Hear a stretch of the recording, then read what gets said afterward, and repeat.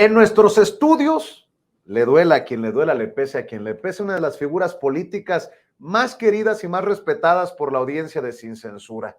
Y yo le agradezco que nos acompañe para hablar así, sin censura, en nuestros estudios. Es la senadora Antares Vázquez Alatorre, senadora federal de Morena por Guanajuato, hoy aspirante oficial a la coordinación de la defensa de la 4T en aquel estado que sigue siendo gobernado por el PAN. No la tiene fácil, senadora, pero muchas gracias para empezar pues muchas gracias. este diálogo. Gracias a ti, Vicente, por invitarme, que ciertamente he estado ausente porque he andado trabaje y pues a veces no coincidimos, pero heme aquí. Además estaba muy prometido venir a los estudios. Claro, dice, qué elegante es su nombre. Elegantísimo, ¿eh? Para los que no conozcan, está elegantísimo aquí. Oiga, a ver, le va a doler mucho lo que dije, la presentación que hice a sus competidores, a sus contrincantes, pero es la verdad. La gente aprecia la sinceridad que por años te ha caracterizado, senadora, estos debates en el Senado de la República, tu intensa presencia en redes sociales. ¿Cómo te está yendo? Déjame iniciar así. ¿Cómo te está yendo por allá en Guanajuato con estos recorridos? Te conocemos a ras de suelo.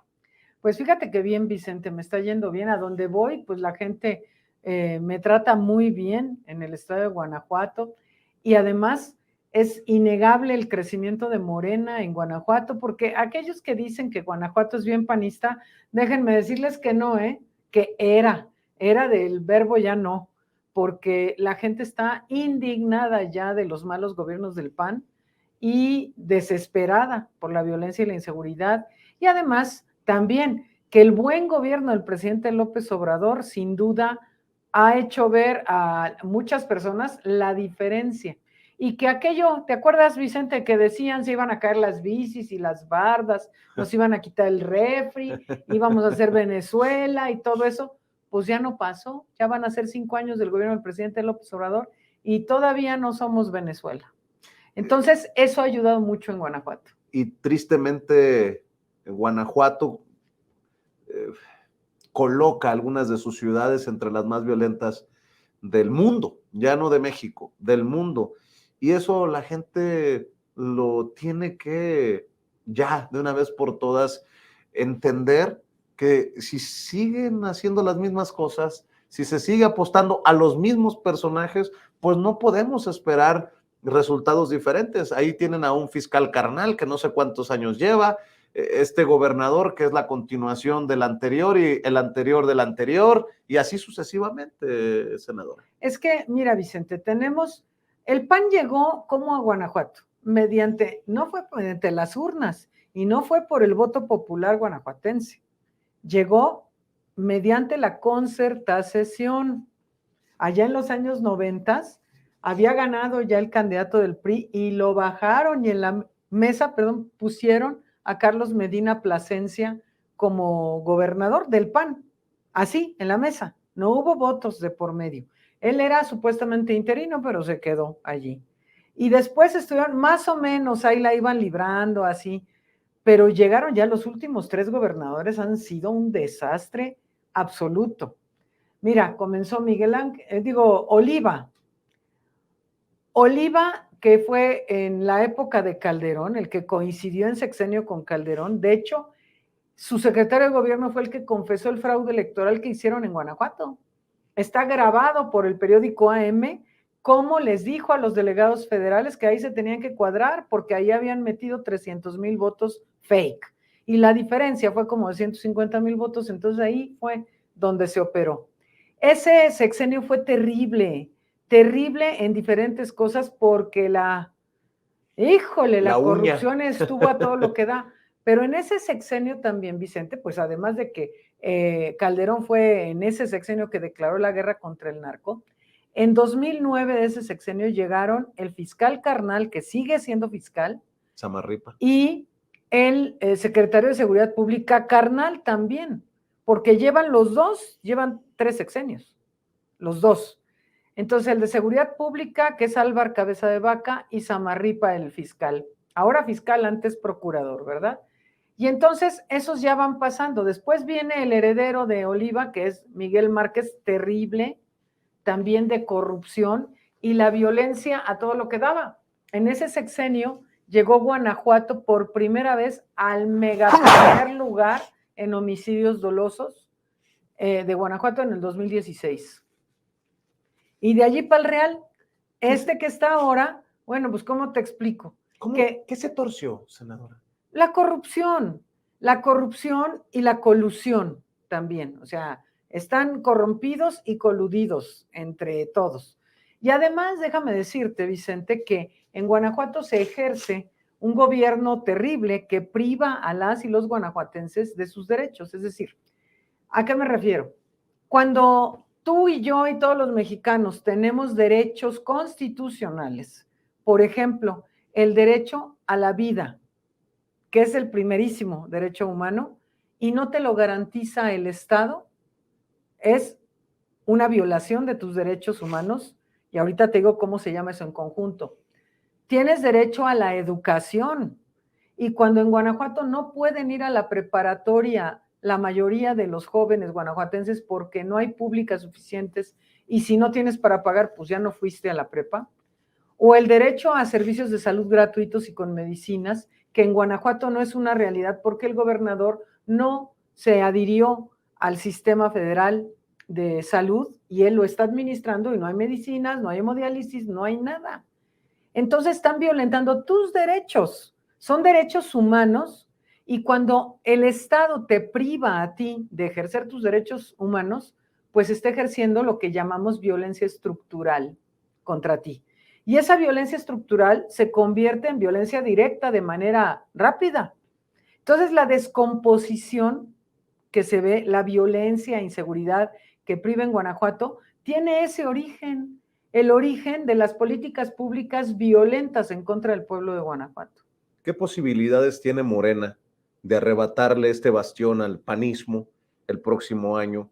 Algo que tú quieres hacer personalmente, ya vamos a platicar sobre Antares Vázquez Alatorre, pero ¿qué posibilidades hay? De acuerdo a las encuestas que yo he revisado, hay grandes posibilidades y quiero que nos des una claridad de qué tan importante sería arrebatarle este bastión al PAN. Yo creo que es como lo que ocurrió en el Estado de México, que Delfina Gómez, hoy gobernadora, le arrebató con esta coalición, Juntos Hacemos Historia, Morena, PT Verde, el gran bastión al PRI. ¿Más o menos es así? Así, exactamente. Porque mira, en Guanajuato la gente está harta, desesperada, angustiada por la violencia y la inseguridad, más todas las otras tragedias que nos pasan. Y efectivamente, yo no he pagado ninguna encuesta, Vicente, pero te voy a ir contando. Las que he visto serias ponen a Morena arriba. Pero además, la semana pasada, a propósito del corcholatismo estatal, nos convocaron allá en la ciudad de Guanajuato capital para mostrarnos el resultado de la encuesta de reconocimiento, es decir, de las 19 personas que nos inscribimos para contender para la coordinación de defensa de los comités de defensa de la Cuarta Transformación, pues fueron a preguntarle por teléfono a la gente, y sobre todo siendo telefónica, porque eso tenía un sesgo importante que le ayudaba al PAN, y ahora resulta que no. Porque preguntan, ¿conoces a fulano? ¿A quién conoces de todos estos, no? Pero entre las preguntas que le hacían a la gente estaba, ¿por qué partido votarías? Si hoy fuera la elección para gobernadora, ¿por qué partido votarías? El 35% de las personas que contestaron la encuesta respondieron Morena y el 24% el PAN. Entonces, esto es consistente con lo que hemos estado viendo y además con la encuesta de la calle, que es mi encuesta, ¿verdad? Es la que yo puedo ver cuando ando recorriendo Guanajuato. Pero van en coalición ellos. Bueno, también Morena. ¿Cómo quedan los números cuando se cuenta PT Verde y cuando se cuenta PRI y PRD? No se preguntó por coalición, pero puedes ver los votos, el porcentaje que tienen los otros partidos y no, ni así les da, porque allá andan discutiendo todavía, si van en coalición o no van en coalición, porque además de todo son soberbios los panistas de Guanajuato. Claro. Andan preguntando y hay unos que sí quieren, otros que no quieren. Entonces, no sé si vayan a ir en coalición o vayan a ir en una coalición completa, en todo caso sí van. Pero no, yo creo que el PRI pues está desfondado, Vicente. Totalmente. O sea, tú dime, ahora resulta que se fueron todos y Alito se queda solo y luego organiza una corrida de los que ya se fueron. Sí, sí, sí, o sea, sí. Ya no tiene ni a quién correr, entonces corrió a los que se habían ido, ¿no? Sí, es cierto. Entonces sí es el PRI, pues, ¿cómo te explico? Y el PRD, pues, ya ni El PRD marca. hace años que no tiene registro en Guanajuato. Senadora, ¿la llegada de la 4T significará qué a Guanajuato? ¿Cómo visualiza la llegada de la 4T? ¿La 4T sacará a estas ciudades de las listas de las más violentas del mundo? Yo sé que no es un proceso de la noche a la mañana. El propio presidente Andrés Manuel López Obrador ha tenido sus grandes retos para afianzar la 4T en estos 5 años que lleva de gobierno. ¿Pero qué visualiza, Antares? Pues mira, Vicente, en Guanajuato hay que hacer una gran revolución social. ¿A qué me refiero? No como la Revolución Mexicana o como la Guerra de Independencia que se inició en Guanajuato, que no sea armada, una revolución pacífica en Guanajuato en favor del pueblo. Tenemos que regresarle a esa gente sus derechos, a toda esa gente que hoy no puede ejercer sus derechos, se tienen que entregar. Entonces, eso es lo primero, garantizar que las y los guanajuatenses puedan ejercer sus derechos, los que tenemos todas y todos por ser mexicanos y mexicanas, ¿no? Entonces, eso es una cuestión muy importante. Se tiene que trabajar, cambiar el paradigma del gobierno del estado de Guanajuato, de estar centrados en su élite, en su bolita, en sus cuates, en un gobierno muy obeso, para hacer un gobierno austero que se dedique la mayor parte del presupuesto a la gente de manera directa. Se tiene que reforzar. Guanajuato es de los estados con peores indicadores educativos, Vicente. Anda presumiendo el gobernador que, ay, no, pues es que somos la quinta economía del país. Ajá, pero en manos de quién está ese dinero? En unas cuantas manos, porque el 80% de las y los guanajuatenses son vulnerables. Tenemos, aparte del primer lugar en homicidios dolosos, tenemos el municipio más grande, más poblado del estado, que es León. Resulta que es el municipio número 1 en cantidad de pobres en el país. Tenemos 3 de las ciudades guanajuatenses en el top 10 de las ciudades más violentas del mundo, como bien dijiste. León, Irapuato y Celaya están entre las 10 ciudades más violentas del mundo. Eso es inadmisible, entonces tenemos que corregir todas estas cosas como atendiendo las causas, quitando las complicidades. Volviendo, todo lo que hizo el presidente López Obrador ya nos enseñó a gobernar, Vicente. Nos ha enseñado a gobernar. ¿Por qué? Porque ¿qué hizo Andrés Manuel? Gobierno austero, quitar privilegios de arriba y vámonos todo ese dinero y por supuesto acabar con la corrupción, que eso es en Guanajuato, bueno, un tema fundamental. Y tengo la idea de que en Guanajuato no es primero los pobres. Ay, claro que no. Los pobres no nos importan, ese es el lema de los panistas.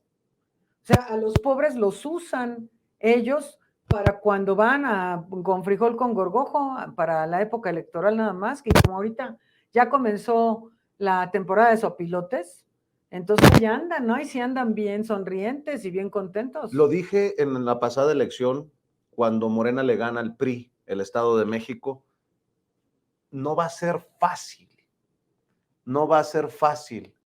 Pero a ver, senadora, yo lo planteaba para el Estado de México, cuando Morena le arrebata el Estado al PRI, si se iban a quedar de brazos cruzados ante lo que se ha convertido como una aplanadora política, este movimiento, esta coalición Juntos Hacemos Historia.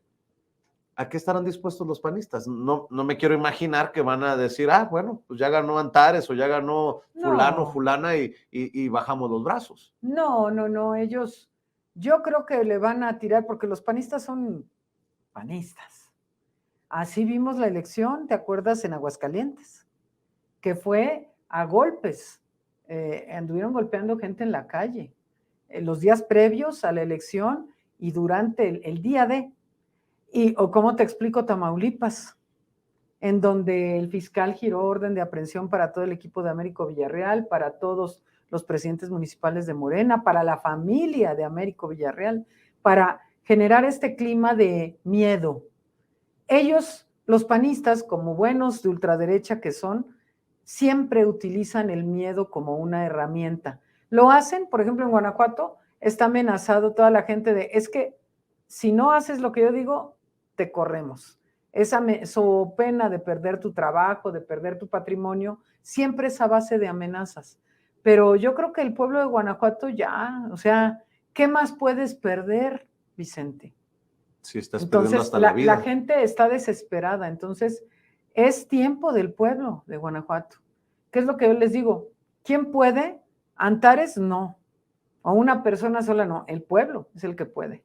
Y yo creo que el pueblo de Guanajuato ya está en esa dinámica de decir, ya, basta, no más pan duro. Hablabas de 19 aspirantes. Ayer se reunieron para cerrar filas, para conocer los detalles de la encuesta, de los procedimientos con la doctora Claudia Sheinbaum. Veíamos también el regreso de Adán Augusto López Hernández, a Mario Delgado.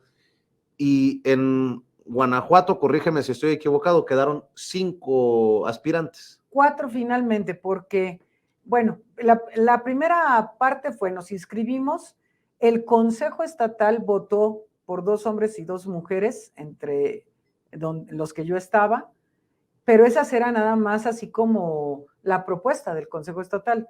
Después hicieron la encuesta de reconocimiento, es nada más para que los más conocidos, conocidas quedáramos, y quedamos los mismos 4.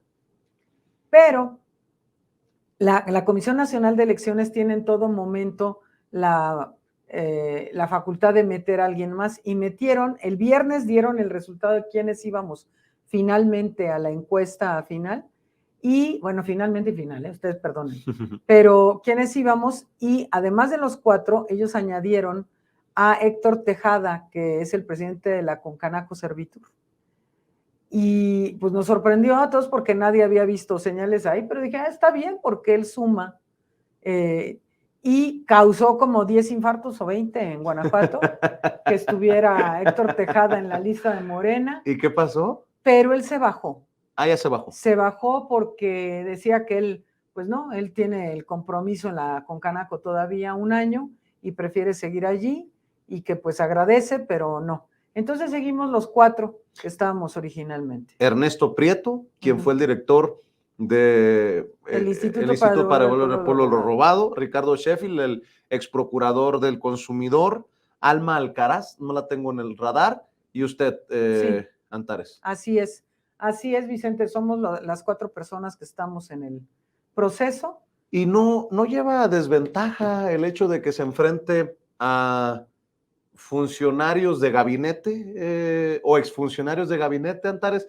Yo sé que eres muy activa, senadora, en espacios como Sin Censura, en TikTok, en redes sociales, en la tribuna, desde tus trincheras, pero no es lo mismo a tener un espacio en la mañanera, algunos de vez en cuando, como el caso de Prieto, o todas las semanas, como el caso de Ricardo Sheffield. ¿Cómo te percibes en esta contienda, en este proceso interno? Sí, por supuesto que es una desventaja, porque además yo no pago chayo, Vicente. Para que les digas que no te voy a pagar hoy. No, yo me pregunto porque es una fuerte declaración. ¿A qué te refieres? Bueno, yo no pago chayo y por lo tanto en Guanajuato ha habido mucha dificultad para mí en los medios, mucha dificultad. De hecho, mucha gente a mí me ha conocido por Sin Censura. ¿Ah, sí? Ah, sí. Sobre todo, ¿sabes quién? Los migrantes. Nuestros migrantes que en Guanajuato, mira, hay paisanos nuestros en Estados Unidos así. Y ellos me han presentado con sus familias. Entonces, mucha gente de Guanajuato me ha visto, y del país, porque además, pues, a ti te ve muchísima gente, me ha conocido vía Sin Censura, o vía mis redes sociales, el canal del Congreso, o lo que se da. Y ciertamente, pero hay una invisibilización de Antares Vázquez Alatorre. Sí. Allá en los medios tradicionales. Así es. Ah, carambas, eso sí Entonces, es noticia. Pues bueno, eso ha sido siempre. Entonces yo he contado con el deporte extremo que es el morenismo, que es caminar, mira, así. Ahora sí que pie en tierra, y pues mis redes y los espacios como el tuyo que me han dado la oportunidad de darme a conocer. Pero no, ahora ya estoy de plácemes y ya me creo mucho, Vicente, porque la semana pasada mi cabecita de algodón me mencionó 2 veces. Sí, 2 veces inopinadamente. Yo dije, bueno, entonces me quiere. Entonces ya con eso yo ando en las nubes. Pero sí, obviamente es una desventaja enorme estar saliendo años en la mañanera cada semana, pues nada, ¿no? Pero yo creo que la gente se da cuenta por el trabajo que hacemos también en territorio, porque eso es lo cercano, lo que la gente ve cotidianamente. A mí me ven en sus comunidades, en los mercados de sus municipios, en la calle, o me buscan por mis redes sociales a la atención de alguna situación y les ayudamos, y entonces la gente sabe cómo trabajamos nosotros, ¿no? ¿Será un proceso interno calmado? Lo pregunto porque a nivel nacional ya sabemos lo que pasó y lo que sigue pasando en torno a Marcelo Ebrard y su resistencia a aceptar los resultados de la encuesta. ¿Hay buena relación entre los que participan en Guanajuato o cómo son las cosas? Mira, yo creo que será un proceso tranquilo, espero. O sea, por mi parte lo será. Yo, y lo saben todos en Morena, porque cuando a mí me violentaron en el 18 para bajarme y que llegó otra persona en mi lugar a la candidatura a la gobernatura, yo dije, bueno, si suma más votos para que Andrés Manuel sea presidente, pues está bien. Y yo me quedé en el movimiento y me quedé tranquila. Y eso lo volvería a hacer, ¿por qué? Porque el movimiento es más grande que yo y que todos nosotros, incluso más grande. El proyecto de nación es más grande que el presidente López Obrador, que ya son palabras mayores, ¿no? Entonces, hay que garantizar eso. Pero yo espero que las otras personas estén en la misma disponibilidad, ¿no? Y espero que así sea en todos los estados que está ocurriendo este proceso en este momento. ¿Qué dicen los números? ¿Hay encuestas? Pues mira, yo no he pagado ninguna. Dicen que el que paga gana. El que paga manda normalmente, entonces, pero lo que me alienta es que yo estoy en todas las encuestas que pagan todos, ¿verdad? Yo aparezco allí, hay encuestas que me ponen a mí arriba, ya ha habido varias que me ponen a mí arriba dentro de Morena, entonces, pues bueno, no te sé decir exactamente, ahora que sea la encuesta final de Morena, pues veremos, porque además, algo que es muy claro es que en Morena no es nada más un concurso de popularidad y el que es más conocido queda. También cuentan los negativos y también cuentan una serie de atributos y lo que la gente opina respecto a cada quien, ¿no? Entonces, pues yo espero que mis paisanos de Guanajuato me ayuden a ganar esta encuesta. Antares, el tema de paridad va a jugar un papel importante.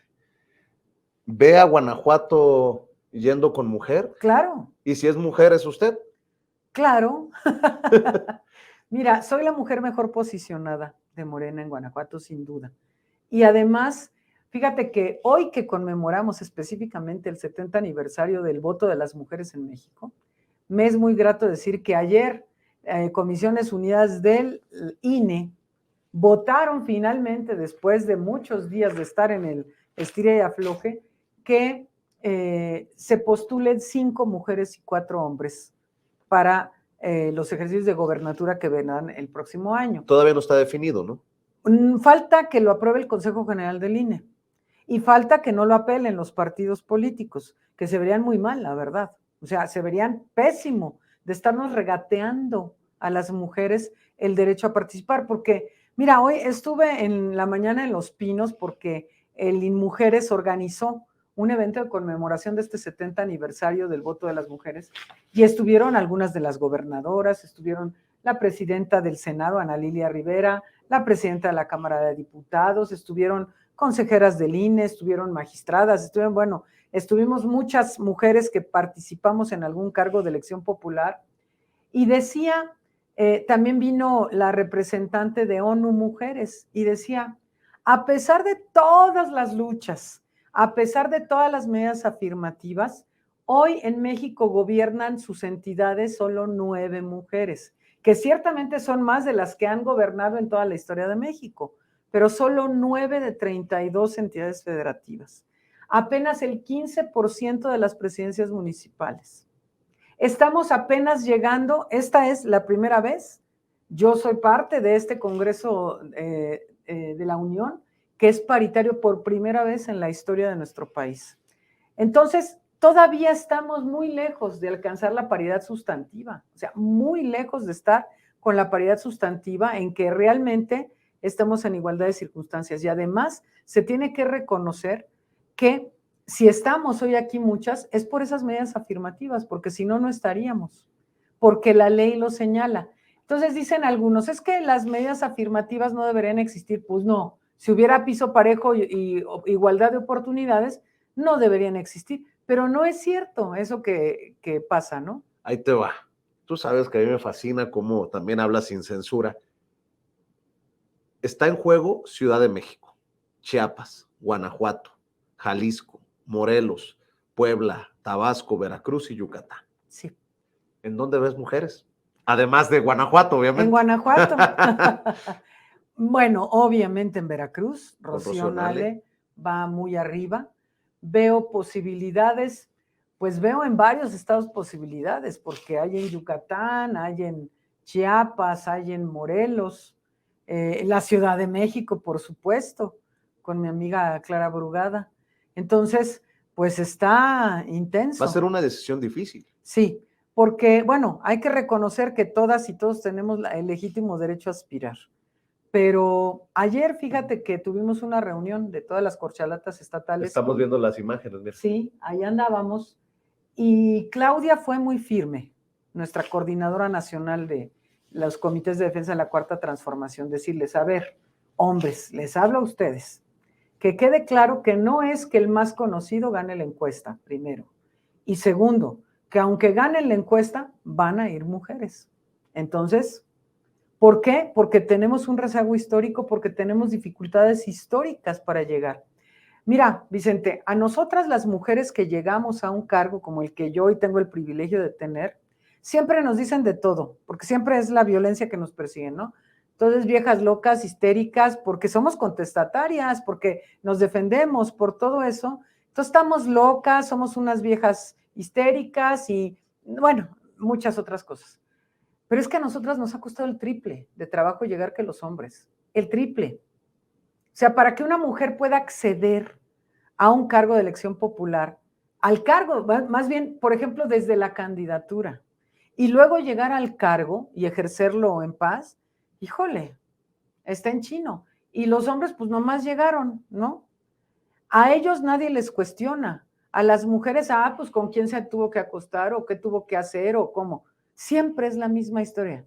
Entonces, estamos sí en una desventaja histórica, pero llegamos ahora al Congreso Paritario y empezamos a cambiar las leyes y empezamos a cambiar una serie de cosas con el rostro de mujeres ya, con las ideas de mujeres, y a pesar de que son temas políticamente correctos, Vicente, porque no, se votó por unanimidad el tema de paridad en todo y demás, pero los jaloneos por debajo fueron intensos, porque nos decían, oigan, es que ustedes quieren la mitad de todo.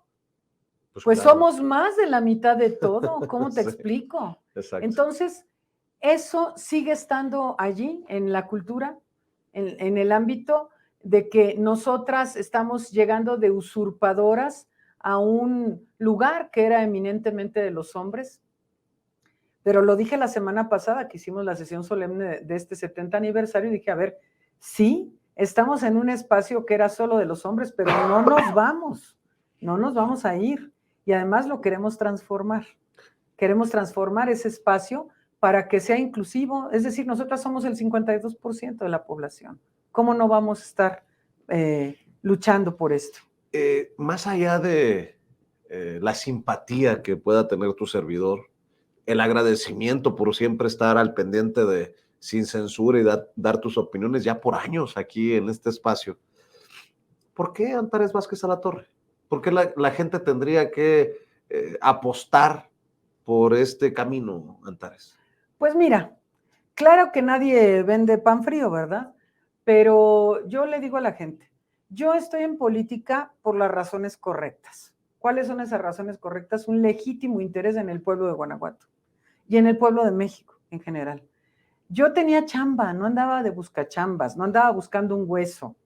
Yo tenía chamba, siempre había sido yo académica, médica, soy médica especialista en dermatología, tenía mi consultorio y además académica, investigadora en el área educativa durante muchos años en diferentes universidades en Guanajuato. Pero me indigna. La indignación me llevó a participar en política abajo. Yo andaba en brigada en esta revolución de las conciencias informando. Me indigna la injusticia. Me indigna que la gente no pueda acceder a sus derechos. Me indigna la desigualdad. Me indigna la violencia. Me indignan los gobiernos apáticos que no voltean a ver las necesidades del pueblo. Entonces eso me hizo a mí involucrarme en política y yo no andaba con alguna aspiración de nada, ¿eh? Yo cuando me invitaron a ser, bueno, fundadora de Morena, por supuesto, y cuando en la primera elección nos acaban de dar el registro como partido, y me dicen, oye, pues queremos que tú tienes un muy buen perfil académico y demás para que seas candidata a diputada. Y dice, ay, no, yo les ayudo, pero no. Pero ¿sabes qué, Vicente? No había nadie. Nadie quería ser candidata o candidato de Morena. Nadie se atrevía. No, entonces dije, bueno, está bien. Yo sabía que era una candidatura de sacrificio. Mucha gente ni siquiera sabía que existía un partido Morena. Estoy hablando de 2015. Fui candidata a diputada. Y dije, bueno, esto, pues mucho esfuerzo. Yo era brigadista, era la encargada de la defensa del voto, era la encargada de la promoción del voto, tenía que trabajar para mantener a mis hijos y bueno, una serie de cosas, ¿no? Pero aprendí muchas cosas. Y después fueron los compañeros los que me impulsaron en el 10, porque seguimos caminando, ¿eh? Después de perder esa elección, seguimos caminando, construyendo partido y la revolución de las conciencias en Guanajuato. Y para el 18, en 2017, los compañeros me impulsaron y me votaron para que yo fuera a la encuesta para la gobernatura. Y gané esa encuesta. La gané.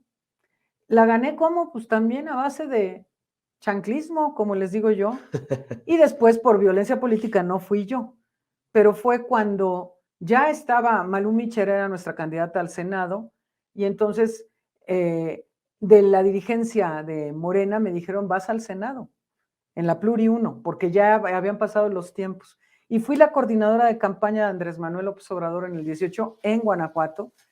Para aquellos que dicen que por los pluris no votó nadie, pues miren, yo hice campaña más que todo mundo en ese estado. He recorrido Guanajuato, no solo en ese entonces, lo he recorrido antes y después, no he dejado de recorrer Guanajuato. Conozco muy bien el estado, conozco muy bien a la gente, las necesidades por municipio. Y por eso, porque yo ya no quiero ver a Guanajuato como lo estoy viendo ahora, porque ahí vivo yo, ahí viven mis hijos, y yo no quiero estar en esa zozobra que estamos hoy las y los guanajuatenses. Entonces, esa es la razón, dar la buena batalla para que en Guanajuato se profundice la cuarta transformación. Hablas de tus hijos y siempre has hablado de tus hijos. ¿Lo consultaste con ellos? ¿Qué te dicen de esta aspiración? ¿Qué te dicen de estos recorridos, de nunca parar, Antares? Ellos están resignados, ya son adultos, son autónomos, pero pues sí, también les ha tocado, porque a mi hijo mayor, que cuando yo era candidata a gobernadora, precandidata a gobernadora, les bajaron una foto de su Facebook, estaba con una marcadora de gocha, él, y lo sacan en primera plana de un periódico, ahí sí, de un periódico de Guanajuato, diciendo que el hijo de Antares era del Cártel Jalisco Nueva Generación. Una chava, de cuando era de prepa, mi hijo. ¿Cómo me vulneran a mi hijo? Imagínate. Y al otro, después de que le dije traidora la primera vez a tu amistad, Lili Telles, esa Paso noche, sin ver. esa noche empezaron a atacarme en Twitter, que porque mi hijo era beneficiario de una beca de CONACYT. Pues sí, él hizo su maestría en CONACYT, como derecho como todos los mexicanos tienen. Y eso sugiriendo como que había influencias y era una beca, una bequita, no creas que ni en el extranjero. Él hizo su maestría en Irapuato en el Cinvestav. Entonces, también me lo atacaron y él es el que menos le interesa la política, él no le interesa. Él es científico, él se mantiene en su línea y pues resulta que también me lo atacaron. Entonces siempre hacen esas cosas con las mujeres porque saben, ¿no? Pero mis hijos, pues ya se acostumbraron a la mamá que tienen, están resignados, pues ¿qué hacen?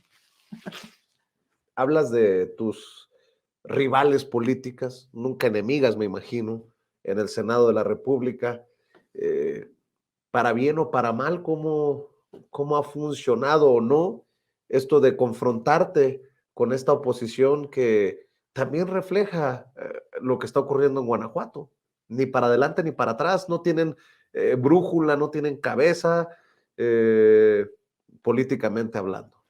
Es muy fácil debatir con ellas, Vicente. Bueno, es muy fácil porque ellas no tienen argumentos, tienen gritos, tienen mentiras, tienen todo el show, pero no tienen argumentos. Y yo tengo muchos argumentos que salen de lo que vivo y lo que veo yo en las calles y lo que la gente me dice. Y ellas además tienen un profundo desprecio para el pueblo, porque al pueblo lo usan únicamente, así le hacen en Guanajuato, lo usan para pedir el voto a cambio de cualquier frijol con gorgojo, pero la misma gente te dice es que después ni vuelven, pues no, y como yo soy la que vuelve, a mí me caen todas las quejas. Entonces, escucho a la gente y es que ellos van en la campaña y después se encierran en su burbujita y hasta ahí llegó el asunto y después al siguiente puesto, entonces vuelven a ir en campaña y vuelven a engañar, a jugar con la esperanza de la gente, porque la gente tiene la esperanza de las mentadas promesas. Yo les digo, es que no hay que atender a las promesas. Se hacen propuestas, pero eso te prometo que voy a hacer, mucha gente ha quedado de ver siempre. Por eso el desprestigio de la clase política en México, porque siempre han quedado a deberle a la gente todo. Entonces, eso es lo que nos hace distintos. Ellos ahora piensan, mira, por ejemplo, ahora que sacaron a la señora X, ¿no? Que escogieron a la señora X, ¿por qué la habrán escogido? Te voy a decir por qué. Porque así como mi presidente dijo, es que los conozco muy bien, son tan predecibles, yo también los conozco muy bien. Tengo muchos años de vivir en Guanajuato y además estudié y todo con ellos, con muchos.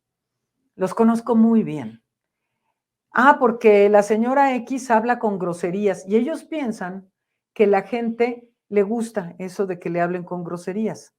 Es un menosprecio al pueblo de no entender, porque la gente puede decirlas, pero no le gusta que un representante popular llegue y les hable así, con esa vulgaridad de la señora. Les gusta que sean respetuosos, que seamos respetuosos de las personas.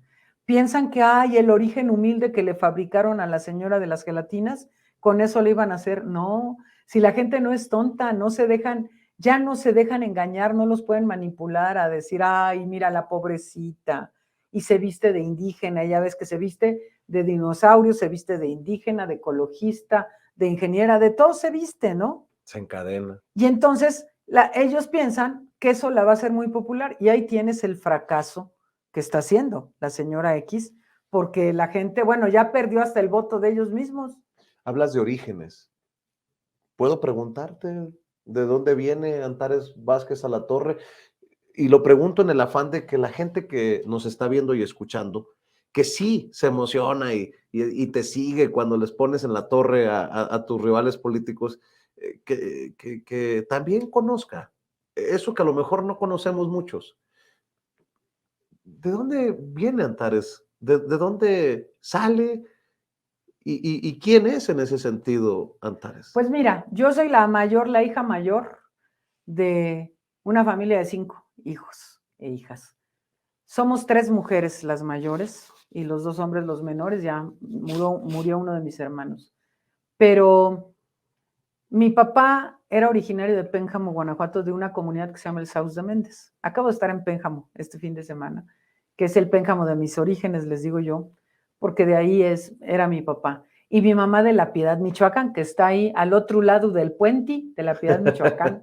Entonces, son municipios de 2 estados, pero que están hermanados. Y las regiones en México, como en todo el mundo, pues no tienen que ver con las fronteras que haya de los estados. Entonces, mis papás se casaron, mi papá de origen rural, y fue de una cultura muy especial porque él era muy aplicado, aunque entró a párvulos en La Piedad, fue a la escuela en párvulos, que era el kinder, cuando tenía 11 años. Y eso porque mi abuela se empeñó en que fueran él y mi tío Ignacio, que acaba de morir. Y empezaron, entonces estudió la secundaria después porque cerraron la secundaria de La Piedad porque no había matrícula, imagínate. Entonces tuvo que ir con su hermano el cura a vivir a Zitácuaro, Michoacán, a terminar la secundaria, y él quería estudiar en el Poli, en la vocacional del Poli, y después iba a estudiar ingeniería química, quería, pero pues eran muy, muy humildes y no tenían. Y un poeta amigo de mi tío el cura en Zitácuaro le dijo, es que yo tengo un amigo en la Ciudad de México, deberías ir a verlo, porque andaban buscando quién lo apoyara para venirse acá a la Ciudad de México a estudiar. Y resulta que el amigo de ese señor se llamaba Manuel Gómez Morín. Ándale. Manuel Gómez Morín, fundador del PAN y fundador del TEC de Monterrey.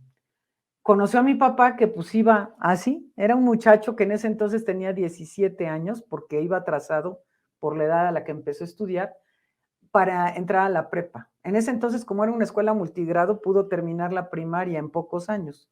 Pero bueno, entró a la prepa a los 17 años, pero Manuel Gómez Morín le dijo, oye Nicolás, tienes muy buenas calificaciones. ¿Has oído hablar del Tecnológico de Monterrey? Pues claro que no, mi papá no había oído, pero mi tío el cura dijo, sí, yo sí, pero es una escuela muy cara y nosotros no tenemos dinero. Y él les dijo, regrésense a Zitácuaro y esperen noticias mías. Y a los 15 días le llegó a mi papá un telegrama de Manuel Gómez Morín. Preséntate en Monterrey tal día, le da una fecha, antes pasa por mi oficina. Era un peregrinar en ese entonces. Venir de Zitácuaro a México y de México a Monterrey, pues no había las autopistas que hay ahora, era una así como tremendo. Y pasó a la oficina de Gómez Morín, que le dio la secretaria una tarjetita y le dio un sobre con dinero para el viaje. Y lo mandó a Monterrey. Mi papá tenía una muda de ropa. Llegó al TEC de Monterrey y así como que, pues, ¿qué onda con este chavo, no? ¿Y qué se te ofrece? Y mi papá nomás les dio la tarjeta. Ah, caray, se movilizaron todos porque era el enviado del maestro Gómez Morín. Le dieron una beca del 100%. Gómez Morín, fundador del TEC, le consiguió que fuera prefecto del internado del TEC en aquel entonces, y eso le daba derecho a vivir allí y a comer allí, y estudiaba en la biblioteca y ya, ¿no? Entonces estuvo en la prepa del TEC de Monterrey y en la carrera del TEC de Monterrey. Hizo allí ingeniero mecánico en administración, era mi papá. Y después consiguió, le dieron una beca. Ya por supuesto fue ganando roce social, porque como decía mi mamá, tu papá no tenía roce social. Se ligó a mi mamá unos años después que agarró confianza. Mi mamá, una señorita, como ella dice, del primer cuadro de La Piedad, Michoacán, muy bonita, y la vio en la calle y le dijo a su amigo, mira, ella va a ser mi esposa. Oye, Nicolás, pero ella ni te pela y además ni tiene novio, no importa. Y sí se encargó del novio y todo, ¿no? Se casaron mis papás y se fueron le dieron una beca a mi papá para una maestría en la Universidad de Minneapolis, en Minnesota. Se casaron y se fueron y allá me tocó nacer. Yo soy como la mitad de los guanajuatenses que nacimos en Estados Unidos, fíjate. Entonces nací allá, pero me trajeron muy pequeñita, primero a Monterrey, entró mi papá a trabajar ahí con la Coparmex, él hizo una tesis de maestría muy brillante en el tema de recursos humanos, lo contrataron en Coparmex y después nos trajo a vivir a México, nació acá ya Selene, mi hermana, la que sigue, y luego Talía, ya aquí en la Ciudad de México nos asentamos, y después cuando yo estaba en secundaria, después, no, él se vinculó, perdón, por esa tesis, de todas maneras, lo jalaron, lo vio un día en la televisión, Rafael Galván, que era uno de los líderes sindicalistas de izquierda más impresionantes del ramo electricista. Y lo invitaron a trabajar a la Comisión Federal de Electricidad. Fue su primer cargo público, siempre fue servidor público después. Y después estuvo trabajando en la Secretaría de la Presidencia. Nos fuimos a vivir a Manchester, Inglaterra, porque lo becaron para estudios allá de una maestría también. Y cuando regresamos acá, lo invitaron a ser gerente regional del sureste del Instituto Mexicano del Café. Nos fuimos a vivir a Tuxtla Gutiérrez, Chiapas, ahí vivimos 3 años, 6 meses en Jalapa, Veracruz, y después regresamos a Chiapas en esos mismos, o sea, el total de 3 años, al Instituto Nacional Indigenista, que le ofrecieron de trabajo de director del INI ahí en Chiapas. Y esa fue, él decía, su formación política y también la nuestra, porque recorríamos con mi papá el estado de Chiapas en esos años muy convulsos, que había guardias blancas en contra de los indígenas, que reprimían a los pueblos originarios para quitarles sus tierras, quitarles todo. Y era mi papá homólogo de Andrés Manuel en ese entonces, él en Tabasco y mi papá en Chiapas. Claro que Andrés Manuel mucho más joven que mi papá. Pero eso a nosotras nos movió mucho. Cuando regresamos aquí a la Ciudad de México, él quería que yo estuviera en el TEC de Monterrey, yo no quería. Porque yo, ahora sí que regresé comunista de Chiapas, mega comunista. Y entonces yo había visto demasiado y además siempre nosotras vinculadas al ámbito rural por el origen de mi papá toda la vida. Pero nos obligó a ir. Entonces yo estuve en la prepa del TEC de Monterrey y después estudié medicina aquí en México, en La Salle, y después hice mi especialidad en dermatología aquí en el Hospital General de México, avalado por la UNAM. Me casé y me fui a vivir a León. ¿Por qué? Regresar pues, al origen. Ya con mi hijo mayor, que nació aquí en la Ciudad de México, y a la semana me fui a vivir a León. Y allá empecé mi práctica médica y entré al Seguro Social un tiempo y mi consultorio y después empecé a dar clases, estudié la maestría y el doctorado en educación y acabé trabajando en el TEC de Monterrey también. Mira cómo es la cosa, ¿no? Y hice el doctorado, la maestría en La Salle y el doctorado en innovación educativa en el TEC de Monterrey. Entonces, eso me ha permitido a mí tener un panorama de diferentes ángulos y siempre he sido de territorio, siempre desde niña, eso aprendí de mi papá, ¿no? Yo quiero agradecer tu generosidad porque no muchos políticos tienen esta apertura para contar su historia. Y destaco varias cosas, si me permites. ¿Qué pasó con los panistas? Muy alejados de Gómez Morín, el panismo yo creo que es la peor generación del PAN en la historia, que no tiene nada de esa generosidad y de esa capacidad social, ¿no? Fíjate, así lo entiendo. Es que yo cuando trabajé en el TEC de Monterrey les decía eso, ¿qué pasó aquí también? Porque efectivamente en ese tiempo mi papá tuvo la oportunidad de una beca del 100% en el TEC y no solo él, le dijeron, oye Nicolás, ¿no tienes amigos tuyos así que estén así como tú que tienen buenas calificaciones que se quieran venir? Y algunos amigos de mi papá se fueron a estudiar al TEC en la misma circunstancia. Y muchas cosas que pasaban antes. Yo no puedo concordar por origen con los panistas en su ideario original, aún en el ideario de Gómez Morín. Pero estos, no, yo creo que Gómez Morín se moriría 3 veces seguidas de verlos. Se revuelca en su tumba. No, y los de Guanajuato, ¿cómo te explico? Que son una extirpe hiper corrupta, hiper todo, ¿no? Entonces, es como que la gente también entienda que en política, como dice el presidente, lo explica él muy bien, no hay blancos y negros. Y en todos lados hay gente buena y en todos lados hay gente mala. Y los panistas originales, pues tenían una ideología, pues sí, de derecha, por supuesto, confesional y demás cosas, pero no en la corrupción. Bueno, el propio presidente ha reconocido algunos, ¿no? Históricos. Así es. Y luego hubo algunos que lucharon por lo que creían y lo hicieron bien. Pero estos, no, estos ya es una cosa muy fea, una descomposición terrible. Se me erizó la piel cuando mencionabas la experiencia migrante de tu familia y cómo esa experiencia de tu familia te tiene que llevar a poner a nuestros migrantes en el centro de este gobierno que en algún momento buscas encabezar, Antares. Porque ¿sí? en Guanajuato ha habido una gran simulación, disque de apoyo a los migrantes. Incluso llevaron al que fue jefe de la Oficina de Atención a los Migrantes con Fox, Juan Hernández. Es el secretario del migrante en Guanajuato. Y terminó siendo un fiasco, es una simulación. ¿Qué le dices a la gente migrante? Incluso los familiares de gente que está en Estados Unidos ganándose la vida decentemente, que forman parte de esos héroes y heroínas a las que se refiere el presidente Andrés Manuel López Obrador. ¿Podríamos algún día regresar al sueño de volver? Sí, y mira, Yo aprecio mucho porque además mis papás me contaron, yo no me acuerdo porque era muy bebé, ¿verdad? De las cosas. Se fueron con una beca de soltero mi papá. Entonces mi mamá era babysitter cuando Niñera. podía, embarazadísima y así. Y mi papá era jardinero cuando no estaba en la escuela. Y todas las cosas, mi papá hablaba inglés ya porque lo había aprendido en el TEC, mi mamá no. Y todas las cosas de cómo se enfrentaban ellos a un país que además ahora hay millones de mexicanos y mexicanas en Estados Unidos. Hoy, antes no.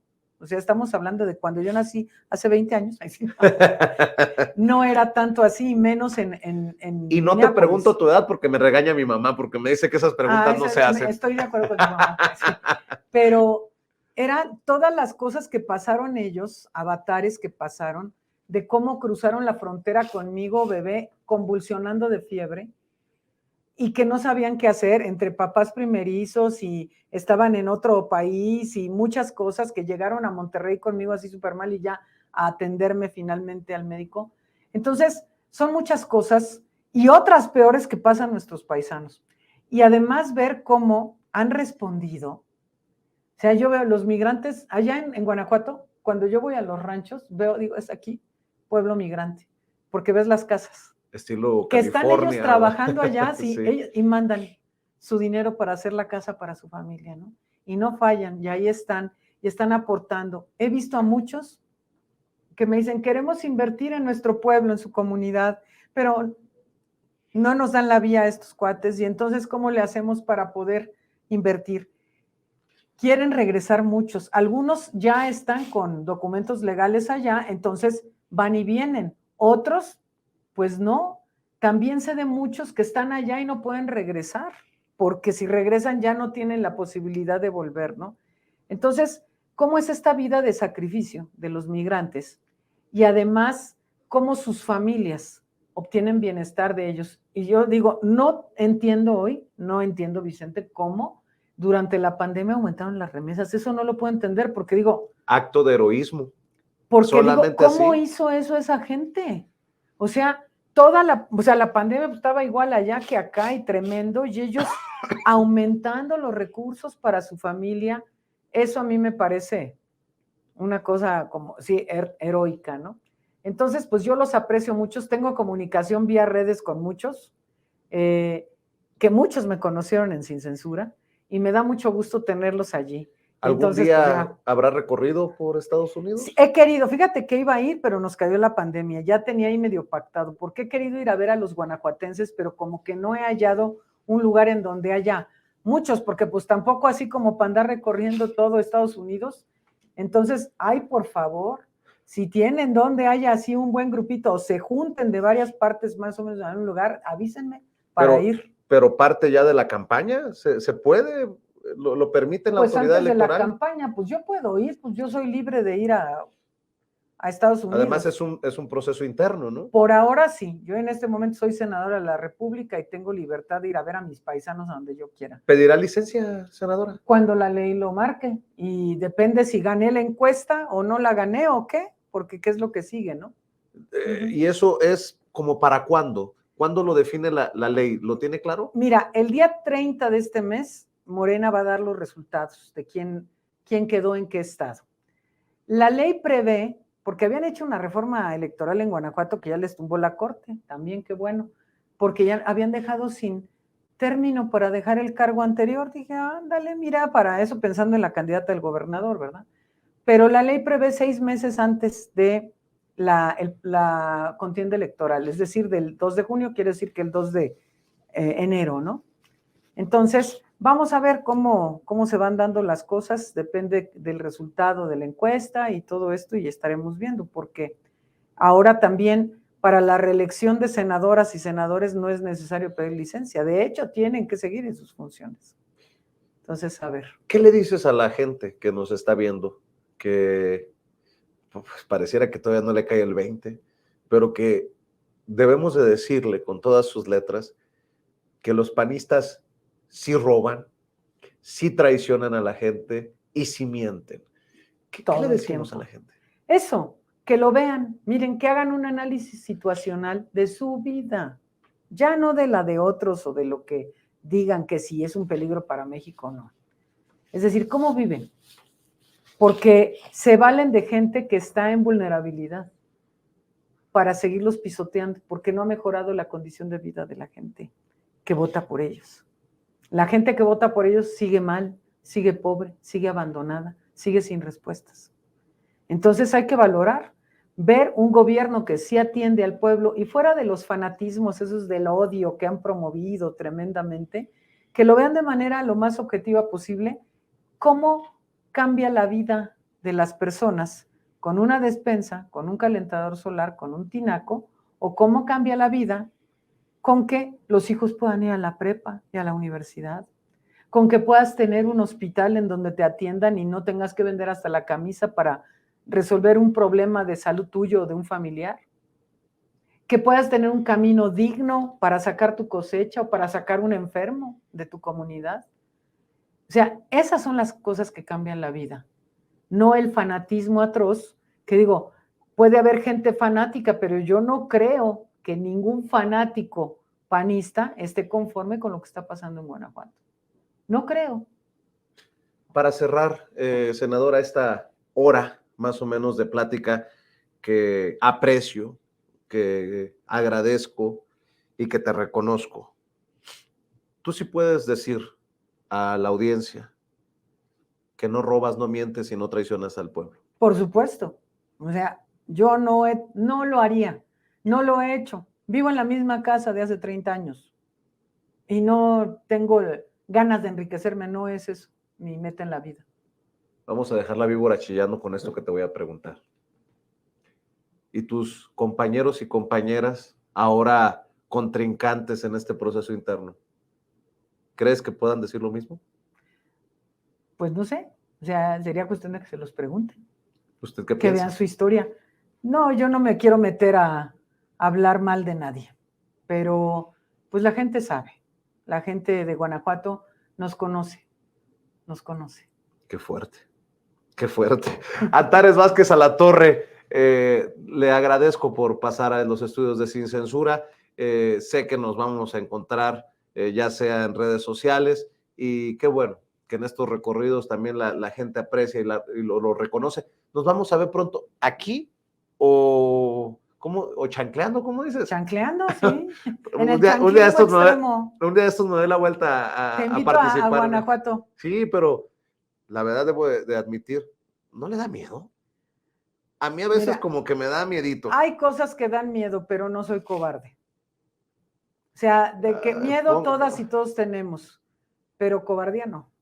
Bueno, pues entonces nos vamos a ir a la chancleada con Antares Vázquez Alatorre. Te agradezco, senadora. Muchas gracias. La senadora Vicente. Antares Vázquez Alatorre hablando con nosotros sin censura, aspirante de este proceso interno para convertirse en coordinadora de la defensa de la Cuarta Transformación en Guanajuato. Usted la conoce, la ha visto, la ha escuchado muchas veces aquí en Sin Censura y bueno, pues esa realidad no la podemos cambiar. Hay una simpatía para Antares Vázquez Alatorre, pero más allá de la simpatía, que sea el pueblo de Guanajuato el que decida, más allá de lo que piense Vicente Serrano, que está acá en la Ciudad de México, ustedes allá en las ciudades, en los pueblos del hermoso estado de Guanajuato, pónganse las pilas y definan, por lo menos, acabar ya con estos gobiernos del PAN que son un desastre.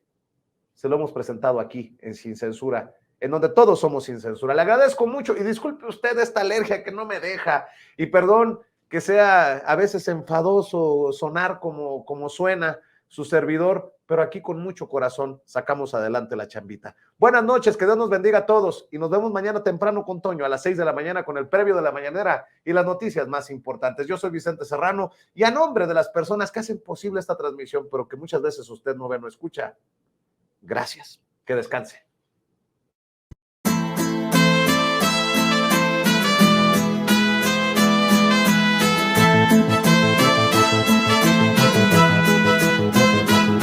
Hay una prensa que aplasta el pensamiento y asegura la paz para el tirano, prensa basura. Hay otra prensa que es luz y claridad en la noche oscura. Hay quien tiene remedio y hay medios sin cura. Hay una prensa que nutre la perfecta dictadura y le dedica declaró una guerra abierta a la cultura. Hay otra prensa dispuesta a enfrentarse a esta locura, sincero, sin pero, sin miedo y sin censura.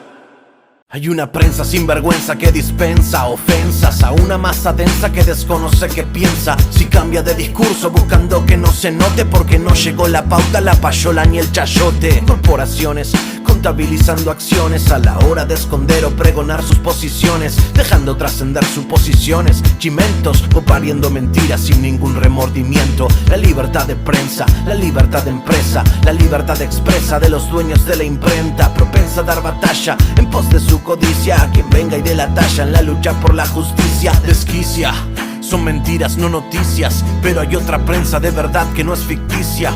Hay otra prensa que es caja de resonancia del padecer del pueblo y conoce sus circunstancias, que entiende que el presente no da gracia, que entiende que la pugna es entre mafia o democracia, que extiende su mano y prende el fuego en el llano, enciende troyanos, tiende calor humano. Sin caretas, profetas de la protesta, y el vil metal no los distrae de la meta. La cancha está inclinada y los recursos del poder para hacer que se transmita su discurso no tienen límite, siempre es el interés y la mano generosa del lacayo que los imite. Quien critique a esta máquina perversa sentirá balas de cerca, será blanco de sus fuerzas. Harán que se retuerza su estructura, si no alcanza seguirán por la censura. Fifi, cheto, fresa, presa, desalmada cabeza, besa su alteza, profesan promesas de esas que sabemos pronunciar y no progresan. Me temo que vemos el mal supremo y decir la verdad se convirtió en deporte extremo. Son demonios demostrando su temor, el demos, el pueblo, su único bemol. ¿Será el sol que ilumine la comunicación o el Seol que confine a la persecución? Porque un pueblo que ignora no puede ser feliz. Una prensa y otra prensa, ¿cuál vas a elegir?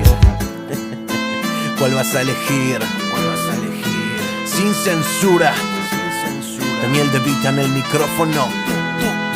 Le de esta en la casa. Hay una prensa que aplasta el pensamiento y asegura la paz para el tirano, prensa basura. Hay otra prensa que es luz y claridad en la noche oscura. Hay quien tiene remedio y hay medios sin cura. Hay una prensa que nutre la perfecta dictadura y le declaró una guerra abierta a la cultura. Hay otra prensa dispuesta a enfrentarse a esta locura, sincero, sin pero, sin miedo y sin censura.